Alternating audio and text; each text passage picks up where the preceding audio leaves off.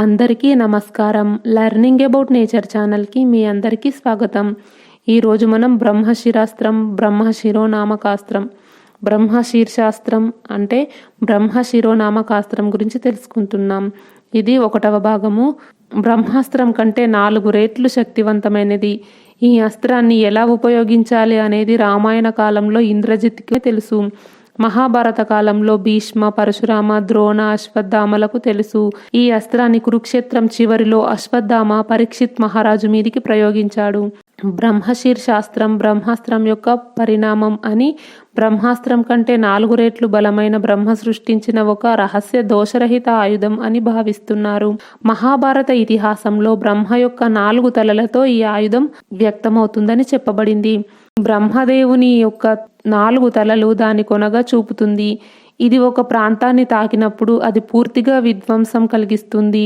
తర్వాత 12 బ్రహ్మ సంవత్సరాల వరకు ఏమీ పెరగదు, ఏమీ అభివృద్ధి చెందదు.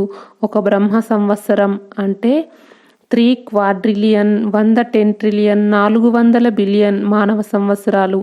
ఆ ప్రాంతంలో ఇలాంటి 12 బ్రహ్మ సంవత్సరాల వరకు వర్షం పడదు. లోహం మరియు భూమితో సహా విషపూరితమైపోతాయి. బ్రహ్మశీర్షాస్త్రం అనే శక్తివంతమైన ఆయుధము. ఈ ఆయుధాన్ని ఎప్పుడూ యుద్ధంలో ఉపయోగించలేదు. ఇది బ్రహ్మాస్త్రం కంటే 4 రెట్లు ఎక్కువ శక్తిని కలిగి ఉంది. అంటే బ్రహ్మకు 4 తలలు ఉన్నాయి కాబట్టి ఆ పేరు వచ్చింది. అర్జునుడు, అశ్వత్థామ మాత్రమే బ్రహ్మశీర్షాస్త్రం ఆవాహన చేసే జ్ఞానం కలిగి ఉన్నారు. దీన్ని ఉపసంహరించుకునే జ్ఞానం అర్జునుడికి ఉంది, కానీ అశ్వత్థామకు లేదు. అశ్వత్థామ ఉప పాండవులను చంపిన తర్వాత అతనికి అర్జునుడికి మధ్య భీకర యుద్ధం జరిగింది.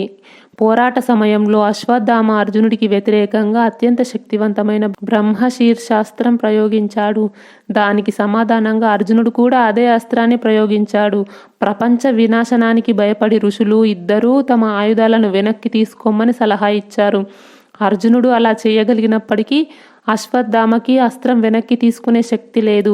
నాశనం చేయడానికి ఏదైనా ఒక లక్ష్యాన్ని ఎంచుకునే అవకాశం అతనికి ఇస్తే అసహ్యంతో అశ్వత్థామ ఆయుధాన్ని పాండవ స్త్రీల గర్భాలకు మళ్లించాడు. వారిలో అర్జునుడి కోడలు ఉత్తర కూడా ఉంది. అప్పుడు వెంటనే శ్రీకృష్ణుడు గర్భంలో ఉన్న పరీక్షిత్తు మహారాజుని రక్షించాడు. మహాభారత సందర్భంలో బ్రహ్మశీర్షాస్త్రం అత్యంత శక్తివంతమైన ఆయుధము. అయితే దానిని యుద్ధంలో ప్రత్యర్థికి విరుద్ధంగా ప్రయోగించినట్లయితే అది విశ్వాన్ని కూడా నాశనం చేస్తుంది.